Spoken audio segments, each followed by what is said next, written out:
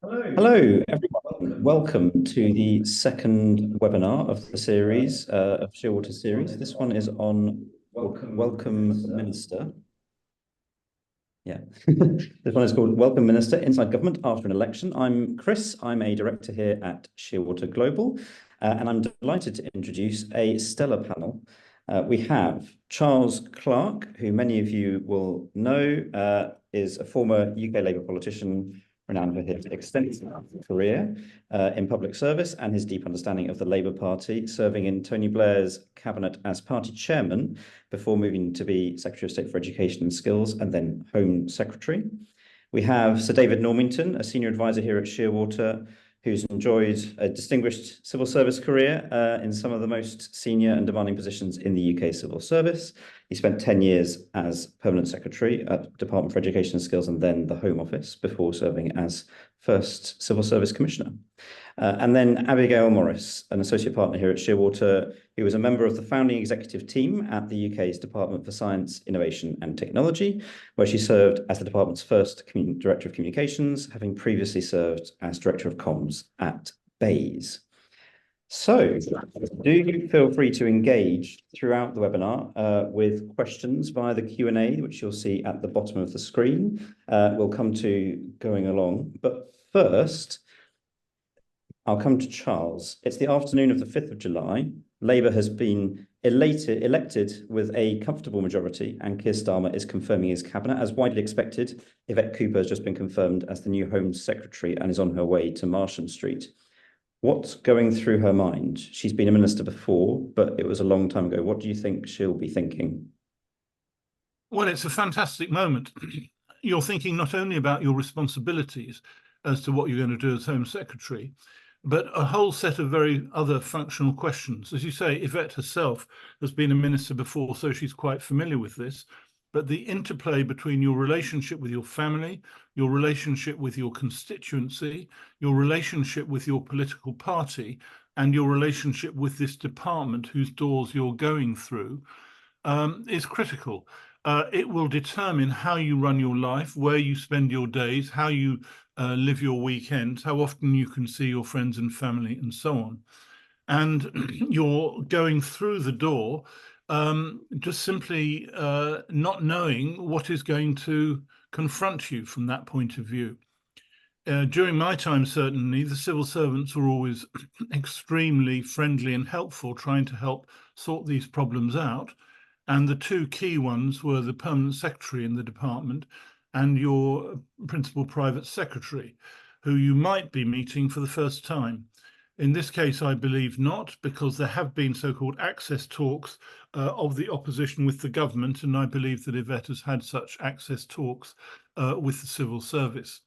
But it's how you lead your life. I think the other thing I'd just say, Chris, is this isn't a usual situation of a new minister going into a department. It's only about 5 times since the war that you've had the massive change which you're predicting in this question at the time, 1951, 1964, 1979, 1997, and then 2010. It's quite rare. Most ministers coming into departments are in a much more stable situation. So I think the final thing to emphasize for Yvette in this situation is how daunting the challenge she and the government of which she's a part are facing. And her key allies in this will not be political, as people sometimes think, but they'll be the colleagues she's about to meet as she goes through the door. Very interesting. And I suppose coming to David, obviously the permanent secretary will be the first person that a new Secretary of State will meet through the door. What should she be thinking? I mean, realistically, she's going to be thrown into a series of security briefings. What are the issues that are going to loom large in the inbox, regardless of manifesto priorities? Well, I would always meet a new Secretary of State at the door. I will, in this case, as Charles said, have had some discussions in the access talks before with the incoming Secretary of State. So I will have had some opportunity to develop a relationship with her. I just put a caveat in there. In 2010, I'd spent 8 to 10 months talking to the Shadow Home Secretary, Chris Grayling, and Theresa May walk through the door. So it doesn't always work as smoothly as it might. It very often doesn't work quite as you are expecting. I will have done a lot of preparation. My team will have done a lot of preparation. And the worst thing I can do is to start talking about all the things that I want the Secretary of State to hear from me. We need to sit down. We need to have a cup of tea. We need to begin to have a conversation. If you're in the Home Office, the conversation will be about your protection officers. It will be about some security matters.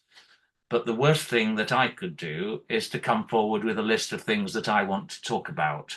I think that, and certainly the priorities of the Home Office or of any department should wait unless they are very, very urgent. And mostly they won't be. It's not my job to come in with my list of priorities. It's my job to listen to what the incoming Secretary of State has to say about her priorities. Yeah.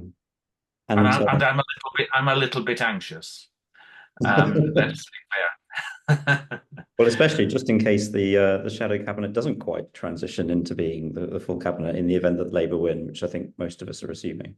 Abby, from a government comms perspective, what do you think the most essential outcome is for these first 24 hours or so, and how would you approach that second of the conversations effectively with an incoming Secretary of State? Yeah, I think as David said, you don't want to give them kind of a barrage of this is the comms you should do, and these are the kind of things that you need to do on day one. I think you do need to show you've got some ideas. So I'll often be asked in that first meeting, who should the first interview be with? Where do you think would be a good idea for our first visit and things like that? Because a new Secretary of State is often keen to get out there kind of early doors. So we'll come prepared with some ideas for those kind of things. But exactly as David said, otherwise we'll listen. And we have a set list of, or certainly I did, of questions about just preferences. So Secretaries of State come with personal, views on how they do communication. So we will ask if they've got grammatical preferences. So I had one that didn't like contractions, for example. So we will then start kind of immediately trying to draft things to their own preferences. We'll ask about preferences on social media. Are there any channels they don't like to use? So some Secretaries of State, for example, these days prefer to keep Facebook for constituency matters, use Twitter and LinkedIn for departmental matters. So we'll talk through that. And then very finally, even in that first meeting, we will ask if there's any reputational issues that we need to be aware of with them coming into the department that we can help them handle. So a kind of famous example from Department of Transport would be you would ask if people had any outstanding driving convictions or similar. Or been gambling on the outcome of the election. Just a couple of points, Chris, on what Abby said. Her point about preparing from a comms point of view, the preferences of the Secretary of State, also extends. The private secretary, I think it would be, David will correct me, but the private secretary, rather than the permanent secretary, would ask the incoming Secretary of State a whole series of questions about how he or she wanted to conduct their life, when they wanted to receive red boxes, when they wanted papers, whether they liked tea or coffee, how they wanted to be addressed, all kinds of things. And they've got a list there for you to go through, because what they have all the time is to try and second guess you in lots of relationships with different people, but they don't actually know you. And so they therefore, in exactly the way Abby's just described for the comms side, need to get an idea of what the preferences of the minister are. They may seem trivial questions, but if they're not addressed, then they hang over for a long period of time. The other thing I want to say... May I just come in, Charles, and just say, because it's all about relationship building, isn't it? Yes. In the first few days, you're trying to build the relationship, and those housekeeping things are very much part of that. And I just wanted to say in response, no, it's fine, you're quite right, to what Abby said. I decided that there are three things a minister has to do. One is to set a tone for the department. Second is to articulate. Third is to take a whole string of decisions. But that tone point is very important, particularly in the Home Office. Are you a weak or a strong Home Secretary? Are you tough or light on crime, etc.? And people form views of you. I decided that the thing I wanted to convey when I started as Home Secretary was support for the criminal justice system as a whole. And so I organised a photo call first thing the next morning with the Commissioner and Deputy Commissioner of the Metropolitan Police to send the message that I was talking about supporting the police, working with the police to try and deal with the various issues there were at the time. But those early decisions, as Abby's implying, I completely agree with her, are very important. And they're not about particular policies and so on. They're about what's the kind of type of person you are going to be. So a Secretary of State for Transport who decides to be photoed walking to work as opposed to, or getting on the tube rather than getting the car driving in, or whatever it might be. It's that kind of early image which is very important, which sets a tone not only to the public, but also critically important to the department you're about with the Permanent Secretary to be leading. They need to know, as they're carrying through the jobs of government, what kind of person you are as a Secretary of State. And I suppose that links us to the manifesto priorities as well of each of the parties. And I wonder to what extent people can demonstrate their commitment to those manifesto priorities and what we're likely to see, I suppose. I mean, again, on the assumption that it's an incoming Labour government, which I think, you know, we're 99% certain is likely to happen. How will they use those first moments and those first 100 days to really demonstrate impact? Well, firstly, I think it's important to recall that a manifesto is a manifesto for 5 years, and there's no requirement to do it all on day one. And it may well be unwise to do that. An interesting example is the Brexit referendum. The manifesto commitment to a referendum didn't have to be honoured immediately after the 2015 general election, but it was, and so on. And so it's much more about tone than the particular manifesto commitments, I think, at this stage. If we're talking, Chris, early days, I think it's about tone, style, conversation, and so on. And that's what you really are wanting to focus on. There are exceptions to what I've just said. A famous example is the independence of the Bank of England, which Labour implemented in 1997, and that was done basically immediately. And there will be some early symbolic decisions of that kind designed to set the trend of the government, give a picture as to where it's going. But I don't think it will be a quick set of responses on each of the manifesto commitments, because they'll stand in their own terms. Can I add to that, though? There are some things that come at the new Secretaries of State quite quickly. One is what is to be in the King's speech. And what is in the King's speech is directly related to what is going to be in the legislative programme for the first session. And that can, the King's speech can be with, I don't know whether there is a date already fixed for it, I think there may be, but it can be it's in the first 10 to 20 days. And so if there is a piece of legislation which is a priority and which is going to be in the first session, or if you as a Secretary of State want it to be in that first session, you will need to argue for it in the first few days. Now, that is quite a challenge, because the civil service will have done some work on what the priorities are as set out in the manifesto and in the access talks. But of course, that doesn't necessarily immediately convert into an agreement about legislation. But there will be some very urgent decisions coming at new Secretaries of State, and some of them will want to get their department's legislation into the King's speech. I think from our perspective, we would take what was in the manifesto and come with a couple of ideas for, okay, so from my previous life in DSIT, if you wanted to start strong on online safety, let's do a visit to a school first or test, or if you want to do something on AI, let's go to a company that's recently expanded in the UK. And we would just use some of those ideas to test where they wanted to prioritise the first few days and weeks. But I entirely agree with Charles's point. How you want to set out your stall actually needs to be decided quite quickly, otherwise other people will decide it for you. So we'll try and come with some ideas, particularly if the Secretary of State perhaps wasn't expecting to be the Secretary of State of our department and might be trying to, find their way through it a little bit. But it's really key to get that kind of first interview, first visit, first stakeholder interactions done in the way that the Secretary of State wants to be perceived in their first 100-ish so days. And I suppose in addition, can I say one other thing, Chris, because the what is going to happen on day 3 and day 4, day 2, 3, and 4, after the Secretary of State's arrived, is the formation of the rest of the government. And although for the public this doesn't always resonate, it matters enormously to departments and to the functioning of government who the junior ministerial team is. And the formation of that team, which involves dozens of people, is never a straightforward matter. And yet the outcome of that few days is really important, because for some of the people who are listening on the webinar, their contact will not be with the Secretary of State. It will be with a minister who is responsible for a particular area within a department, and has a particular brief. And who they are and whether they're competent is absolutely key to whether the government overall functions well. And there's a related complicated political question in this.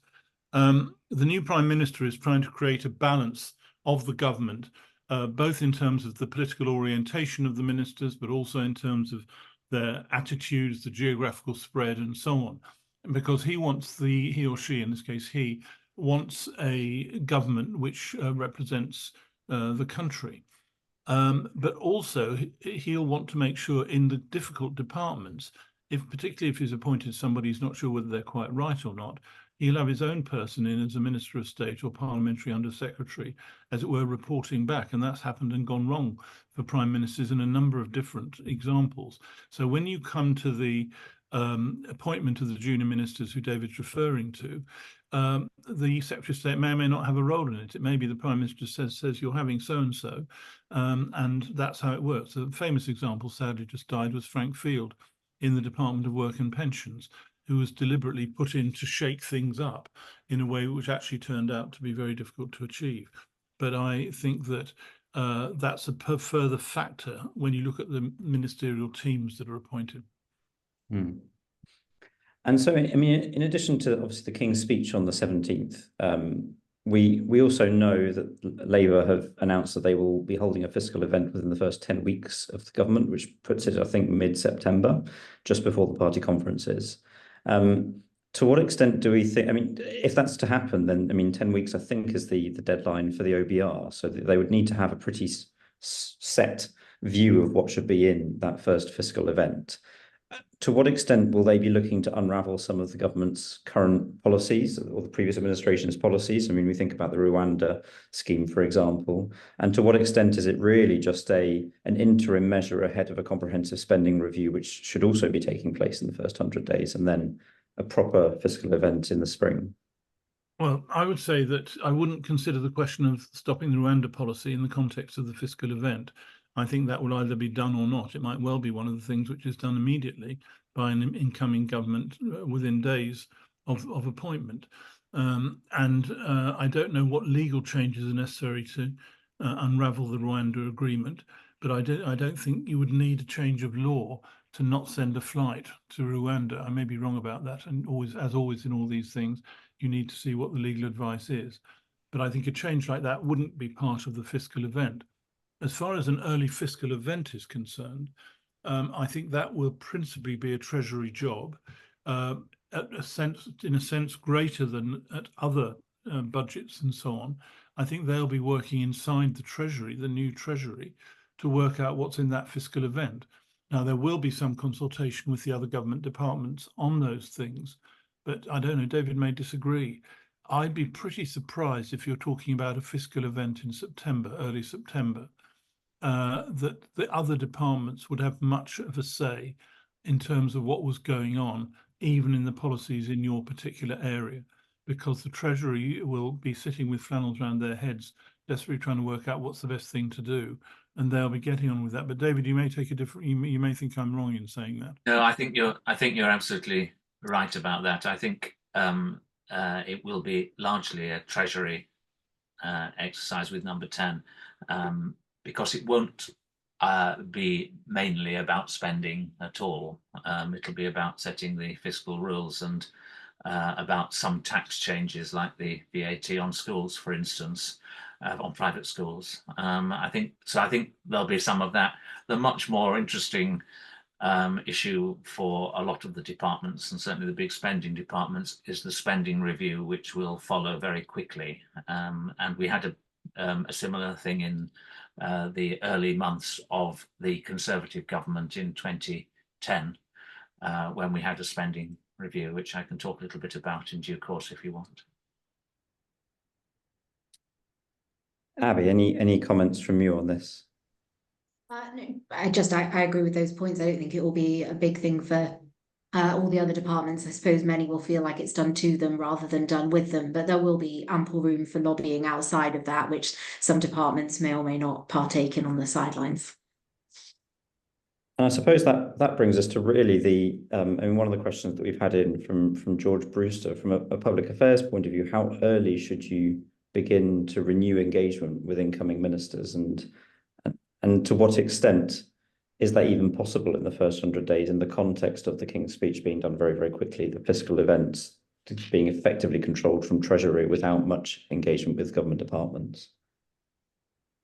Well, I think it's very difficult. I've been arguing and suggesting to people who've talked to me about this over the past year that the key time to try and advance your interests, if you want to do so, was the period before the election was called, and certainly in the process of leading up to the manifestos.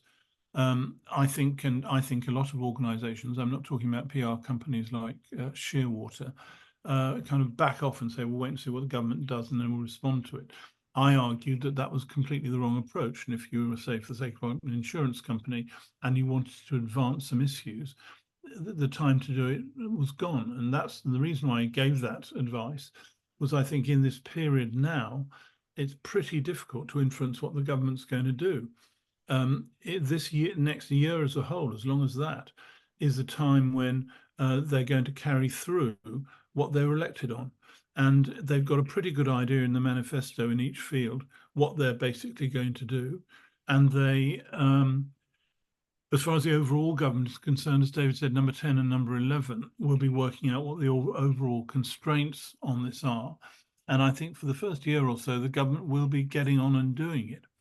Now, if there are particular angles, take the VAT on private schools point that David mentioned a second ago, if there are people who want to say, on the question of VAT and private schools, we have these particular points we want to make, not to contest that there's going to be VAT on private schools, but to say it could be done in certain ways or in relation to some types of school, not others, or whatever.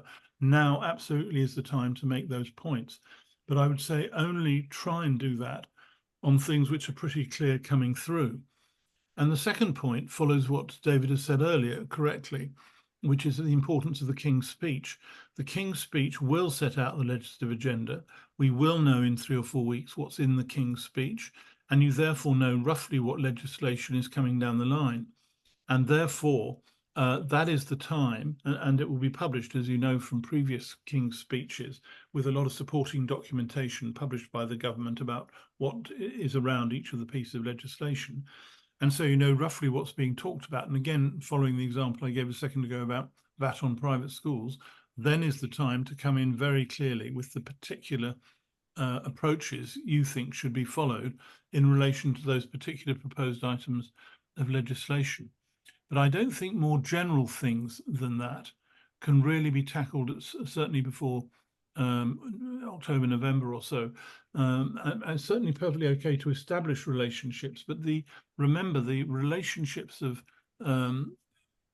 many of your clients with ministers, which may have been easier in opposition, are going to be a lot more difficult in government. There's a whole set of rules which are in place, rightly so in my opinion, to control those relationships. And so it won't be easy. It's going to depend even more than it usually does, and I say it always does, on the power of the argument rather than the level of the contact. It's the power of the argument which is the key thing. I think I put just to add from the comm side, I suppose the worst approaches that we get are the ones that are very so could your Secretary of State do this great story with us on Tuesday afternoon in Bolton at 3 p.m? So those are the kind of worst approaches we get, because the thing we have to triangulate is, as Charles and Dave both said, the personal preferences, including travel preferences of the Secretary of State, the parliamentary timetable, and the number 10 grid. And in triangulating all of those three things, we need notice and we need flexibility in terms of what the Secretary of State is able to do. But I do think in the first 100 days, year or so, pitching really good visits where the Secretary of State can get to grips with their sector, meet apprentices, meet customers, really understand what's going on behind the scenes, is often a really popular thing for the ministerial team to do. And my advice would just be to be as flexible as possible with those requests, and to just make them as visual as possible these days, given we all turn up with camera crews, and that'll be what helps get them to the front of the queue. Charles's description of the difficulty of getting to ministers in the next few months is absolutely right. I mean, you can't overestimate the amount of things there are to do when you come into government new, particularly after 14 years of being in opposition. There's a huge amount to do, and you're feeling your way, and there is a queue of people who want to meet you, or as Abigail says, to have you to Bolton or wherever. And there's a queue of people wanting to meet your junior ministers as well. I think you therefore have to look for the opportunities. There will be some bits of legislation on which there'll be a consultation. There will. It will be a consultation on the nuts and bolts, though, not on whether they're going to do it. And that might provide opportunities. But I think the general point that Charles makes is there aren't going to be many opportunities for people in the first few months. Of course, that will change as time goes on, but in the first few months, not many. And the one corollary of that is it requires much harder thinking by people who want to talk to ministers about what they're actually wanting to say to them. There are a lot of people who say, well, if I meet a minister, that covers it. Actually, it doesn't. It's absolutely what you have to say. What are you asking for? What is your concern? And that requires much harder thought than sometimes people give time to. And I really would commend that very, very strongly. Just to be aware, on the other side of it, I know lots of ministers, I was never one like this myself, of course, who developed techniques for basically appearing to listen to people and then moving on with a formula which implied you'd heard what they had to say, but actually the content of the meeting was of zero significance in my mind. As I say, I would never have done that, but there are ministers who behave in that kind of way. And in fact, one of the political skills, I think you'd have to call it, is appearing to take people seriously, while at the same time not necessarily listening to what they have to say. And politicians find forms of words for doing that. I think they're very interesting points that you were just making, Abigail. I really appreciated them. Thank you so much for putting it so clearly. And we've had our conversation. Abigail maybe feels that she's been listened to in this approach, but actually it's just a form of words. And that's a different answer from saying, Abigail, I really took your point, and I'm now going to ask you to would you write me a note on the basis of it and send it to me, to my private secretaries here, setting out the argument. But so you've got to look very carefully at the words of the politicians as you make your case. Chris, could I also just... sorry, Abby, I just say everything needs to be brief and to the point. Really does. Nobody has time to read pages and pages of stuff. I was just going to also pick up on David's point, even within the time I was working in government for the Conservatives, I had secretaries of state start who had never been a secretary of state before, and there is a huge learning curve with that. It's a bit like being a freelancer in an SME and suddenly finding yourself chief exec of a large corporate the next morning. So I wouldn't underestimate the amount of time it takes people just to get up to speed with being part of a bureaucracy, having a private office, and making all those kind of personal changes that Charles has outlined as well. And even just deciding how you want to run your department as a Secretary of State can be very different, and you may not get it right on day one in terms of how you want to interact with your ministerial and executive team, and you may change that along the way. So there's lots of trial and error, particularly for people that are coming to it brand new. This is a really important point. I used to say, and people may think it's an exaggeration, that it took a year for any incoming minister to master a big department like education, health, home, defence, any of these. It's not just the department, which is itself thousands and thousands and thousands of people in different functions, but it's also all the people who work with the department, the police, the army, or whoever it might be. And to understand what's going on, I think it takes towards a year to be able to do that, even if you're very good.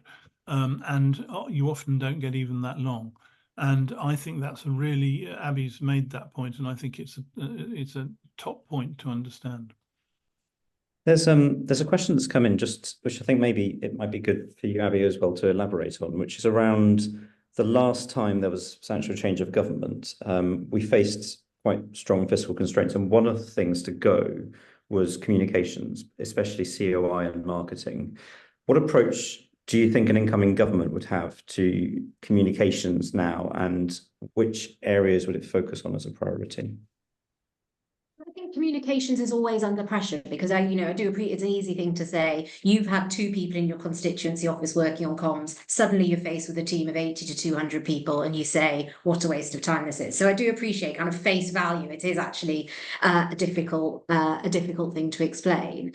But I think the big thing that from what I see that if the Labour government come in, they'll do is perhaps make the mission-based policy be more reflective in the comms, because what we've always struggled to do in government comms is kind of break out from your own department. So when I was at VSIT, I can run a science and tech campaign and I can talk to DBT about it and DESNES about it, but there really isn't the kind of apparatus and structures to necessarily run. So if you were doing kind of a mission-led kind of green campaign, net zero choices campaign and things like that. So it looks like, from what I've seen about Labour's plans for reorganising government along those lines, it would actually be a good opportunity for government comms to work in those ways. But I would say, as I think we've probably come a long way since 2010, particularly in terms of social and digital expertise in government communications teams. I mean, we do tend to do that all in-house, and there's not many businesses that each department has their own videographer, social media, etc., and did that all at net, kind of a net zero cost in terms of that growth. So I think there is appreciation of that, and certainly from the politicians I've met, they do understand the importance of, particularly on the social media side, being able to adequately respond to that. I always used to be a thorn in David's side, because I believed of our comms function that we should have half the number of people, say in your case 40 to 100 rather than 80 to 200, paid twice the amount of pay. I thought they were underpaid, but too many of them. And that was never really a very appreciated view by the comms department, so I was responsible. But it was actually my view. And I think one of the problems is how you get precision in your communications messaging that takes place in a world where there are large numbers of people asking you to make comments of various descriptions. I think we should probably inject something about special advisors here, because very often the Secretary of State will either bring with him or her or appoint soon afterwards special advisors, and one of those will very often be a special advisor focusing on the Secretary of State's communications, and the relationship between that special advisor and the Director of Communications and the Communications Department is absolutely key, because they're only one person and they have a very distinctive role, a much more political role. But where the special advisor and the civil service works together really well, then you have a more effective communications function, because hopefully, but it doesn't always happen, what the special advisor has done is worked with that Secretary of State for a while, knows them, knows some of their preferences, and can therefore help the civil service to meet the needs of the Secretary of State. It's not always like that, I should say. It can work in exactly the opposite way, but and I have experience of both. But this is not just about the civil service. Most Secretaries of State arrive with or appoint soon afterwards a political team of at least two, and that team is really important. And I think Abby's right. I think you said this, Abby, this issue of getting to grips with, or Charles said it, getting to grips with a big department is a challenge for a new Secretary of State and for those special advisors as well. And learning how to make that machine work is something that's really important. And the Permanent Secretary is there to try and help with that. And I suppose a separate strand to this, we talked a little bit around do's and don'ts for businesses when it comes to engaging with a new minister and their team. And there's been a lot of clearly realistic advice around you're not going to be able to change the government's direction. But there's probably quite a lot of detail that still needs to be worked out. I mean, particularly, I think for observers reading the Labour manifesto, there's some very big sort of, ideas that are in there, but the actual detail of how it gets implemented isn't there. There will have been some thinking about it, but my assumption is that there's still an opportunity there for certain businesses and organisations to get involved at the detail level. How do people do that? Is it? I don't know. I suppose what I'd say is 2 or 3 things. One, what a lot of people who've got a case to make don't take into account, in my view, sufficiently, is they have to make their argument from the public interest point of view, not from the private interest of their particular organisation, whatever it might be. It's not to say the private interests are illegitimate. They're perfectly legitimate for anybody to make the case for a tobacco company or for a mental health charity or whatever it may happen to be. But the arguments that will be persuasive are arguments about the public interest of what it is that you're proposing. I think that's true with politicians of all political parties, and I think they often have to deal with suggestions which are not focusing on the public interest, but focusing on the interest of their organisation. And I think that's not the best way to make the arguments. That may require a serious rethinking of the way in which you make the case, but I think it's necessary to do that. The second thing is I think it's important to have a level of precision in what it is you're actually arguing for, which again is often lacking. For example, a general demand to reduce taxation for the sake of argument means nothing. An argument to reduce income taxation or VAT on whatever means something. But you need to be very precise about what it is you're arguing for. A lot of the political debate talks about general things, so reduce red tape for the sake of argument. Well, what does that mean? Are there elements of what's called red tape which could be reduced in the public interest, and focusing on those kinds of arguments? I think the third thing I would say is it's important to get a reasonably good picture of who it is are going to be influential in taking the decision you're interested in. People often assume, well, the Prime Minister is obviously the person, the Prime Minister decides everything. Actually, the Prime Minister doesn't decide everything. The Prime Minister says, talk to my friend the Chancellor on this question, or talk to my friend the Home Secretary, and won't bother with that issue directly. And so it behoves any lobbyist of any description, I don't mean lobby firm, any organisation wanting to lobby for change, to try and understand who are the people who are taking the actual decisions of interest to them. And that includes obviously both politicians and sometimes civil servants. Sorry, go on, Abby.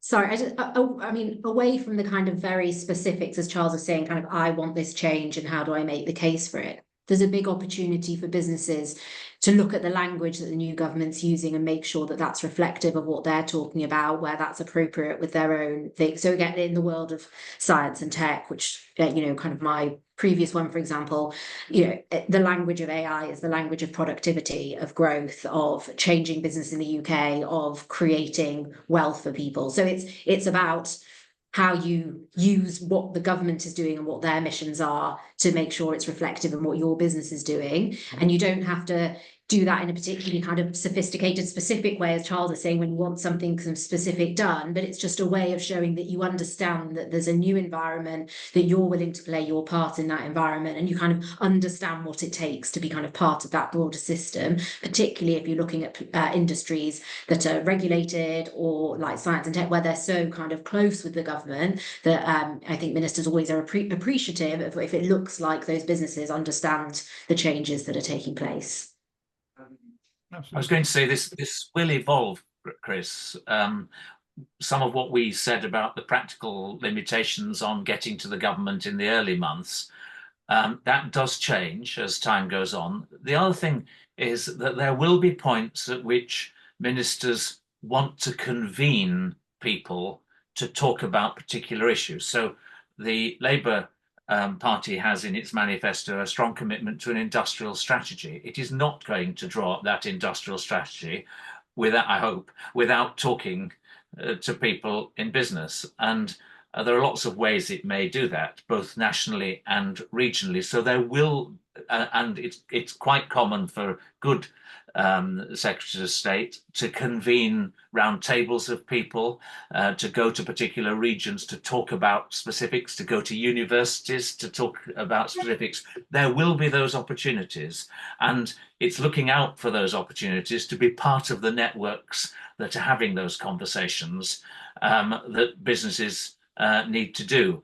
I'm quite sure that after we're over the first steps, which are already set and are in the manifesto and will happen, the ministers will want to have lots of conversations. Now, they'll start having conversations with people they know and people they already have contacts with, but they will also make contact with networks of people, and it's important to be in those networks, I think. So there will be opportunities, and they'll grow. They'll grow as the years go on. I agree with David very much indeed, Chris. And just to add 2 points to supplement what he said, the important thing, as I said earlier, is to be clear what it is you want to say in those conversations that David's describing. You would be surprised how many people don't think clearly what it is they want to say. Michael Heseltine always used to be very skeptical about the trade bodies of various descriptions, I think broadly rightly. And it's because when they came along, they just repeated what you could have read on their website in 10 seconds about what it is they had to say. So you've got to be clear what it is you're going to say and to what extent it addresses the challenges that are there. Another thing which I think is important is there are massive challenges facing the country. And I think if people and organisations come forward with ways of addressing those challenges, ministers will be ready to listen. Because actually, and people have criticised the Labour manifesto for being too shy on detail. Same might be said of the Conservatives. As a matter of fact, the fact is that they are looking for ideas about how to deal with the issues. I don't mean global ideas about how to increase productivity, but if you take, I don't know, dealing with flooding as an issue, for example, if they're conscious ideas that come forward of how partnerships and collaborations could address these issues better, I think ministers will be very receptive to that. I suppose sort of coming out of those two, we've had a couple of questions in around the kind of style or mechanisms of communication with ministers. One from Lewis North, particularly to your point, David, about nobody has any time to read enormous briefings. How do you, as an industry body, potentially get a minister to understand those complex challenges facing your industry without providing significant detail? And then the second point around official channels for engaging ministers, particularly in the first few months, are they worth it, or should companies be focusing more on forming those personal relationships with key civil servants in government departments and the private office? Is that to me? Well, to everyone, but yes, the first point was certainly to you, David, around the complexity of challenges sometimes in the briefing. Well, if you can't say it in a couple of pages, then don't say it, because we all know too much about the subjects that we are experts in, and we always want to complicate it. And of course, subjects are complicated, but if you're going to have the initial conversations, you need to be as clear and simple and to the point and interesting as possible. Some of what Charles has already said. There will then be complexities. Some of those complexities will be explored with you by the civil service if there are real complexities. But one thing I always learned when David Blunkett came into government was, for obvious reasons, boil it down to some very clear points and try to ensure that you really make those things count. It's never as complicated as people who are experts think it is, I would say. The other thing is, I think civil service will be a little cautious about what kinds of relationships it has. It always is cautious, actually, about where it has its relationships, and what sort of influences there are on it, and so on. It has an obligation to be fair and impartial about who it deals with and who it listens to. I think there will be opportunities to talk to civil servants, and civil servants may be asked by the minister to go out and explore some things with particular groups of people as well. So there may be those opportunities, but the caution will come from the civil service will be trying to ensure that it has the measure of the political leadership and of the political framework that is being set, and will want to make sure it is operating within that framework before it establishes lots of relationships. I agree very much with that. The politicians, the ministers, it's not part of their job really to master all the detail. And there's some ministers who really will try and do it. Others won't bother because it's their job to set the tone, set the general direction, try and resolve conflicts where they arise about what the right policy might be. And somebody who says, I know the detail, I've got to try and explain it to you, is usually somebody you want to walk out of the room from as quickly as you possibly can. And that's just the story of life. So it is a question, as David says, of getting it down to a couple of pages. Winston Churchill's famous remark about one side of A4 for everything. But even more important than getting it down to the length of it is, what are the key points? What are the main points? What are the big points that the minister should be thinking about? And some people think, if I give you a 25-page document to go through the details, then down to you to suck out of it the key points. And that's okay, but I probably won't read the 25-page document. It's actually what's really important is for you, the person who's making the case, to really think very carefully what are the key points in this proposition that you want to make. And it's very, very rare, in my experience, that a talented advocate for a particular approach can't get it down to really, I do think it's a side of A4. Now, you can have appendices and all the rest of it, put in background information and so on, but it's the core argument, and a lot of people don't go through the process of thinking that through.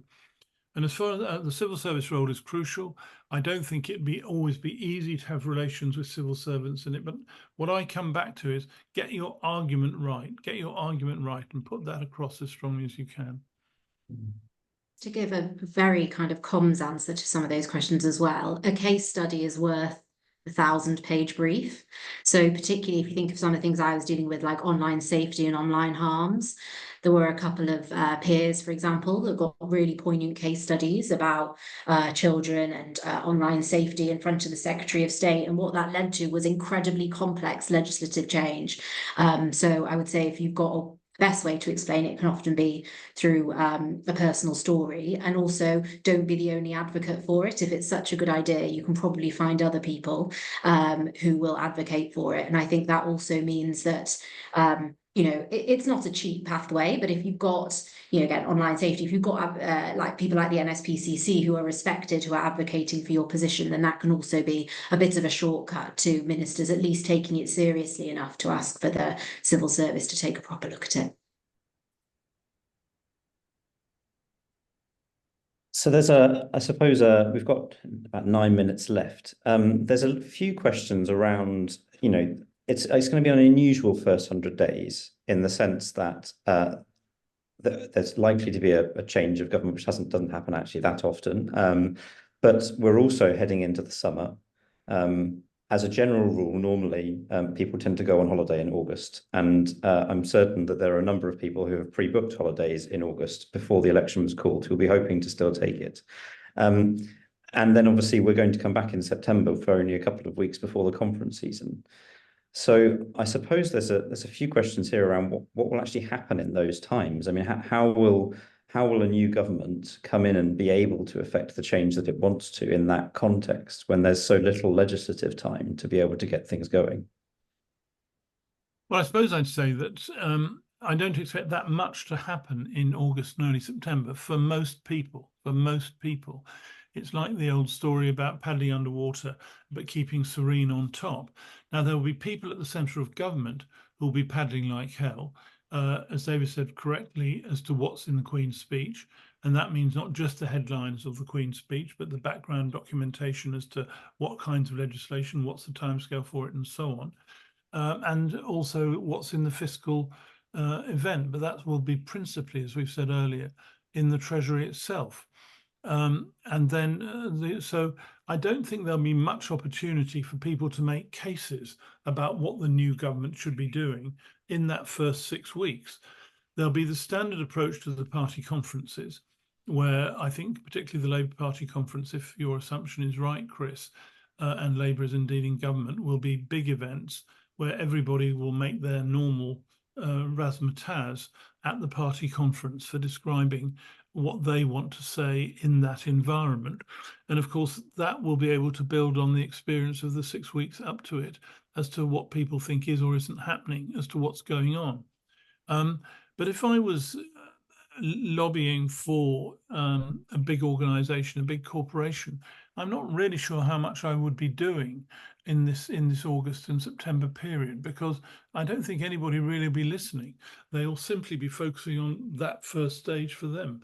That may be slightly too complacent, but I would say keep your holiday. Well, I suppose, I mean, coming back to Abby, the point you were making around visits and those comms opportunities, it's more that trying to think, I suppose, superficially, isn't it? Rather than trying to change government policy, it's about being a partner who can provide new incoming ministers with opportunities that they want based on what they hope to get across, how they want to present themselves. Would you agree? Or? Yeah, exactly. I mean, look, you can't stop August being August. So to the extent that journalists are still on holiday, etc., they will still be on holiday. Having said that, it will be the time that you're using to plan your communications activity and to try and, so you've spent a few weeks learning the Secretary of State's preferences, you understand what visits they like to undertake, what socials they despise, what print they like, etc., etc. And then you'll spend the rest of the summer working out how you can really hit the ground running from September and elevate your department, your Secretary of State, your issues up the public consciousness. And most departments, not all, but most departments that have got the need for private sector partnership, I think will be very willing to receive kind of positive ideas on how to do that.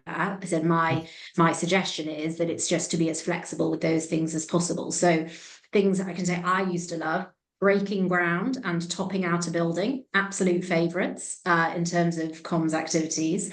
Any sort of things with apprentices is also an absolute winner, and any kind of like big equipment, big stuff. So that can be science, tech, kind of transport, anything else. But I would say the more compelling a package you can put together, it is, in my opinion, it is a good time to pitch that stuff in.